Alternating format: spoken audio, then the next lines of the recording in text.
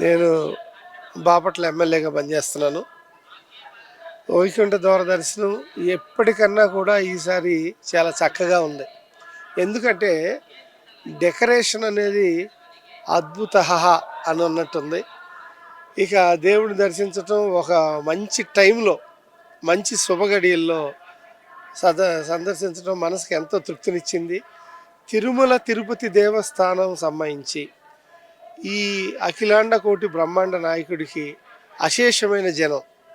ఈ జనం కూడా అందరినీ ఒక గౌరవప్రదంగా అందరికీ మంచి జరగాలని ఈ దేవస్థానం బోర్డు ఇప్పుడు పనిచేసే విధానం కానీ, లడ్డు కానీ, లాస్ట్ టైం లడ్డుకి ఇప్పుడు ఉన్న లడ్డుకి తేడా కానీ, ఇలా అన్నీ చూస్తూ ఉంటే ఏదైనా చంద్రబాబు నాయుడు గారే, ఆయన పాలనే.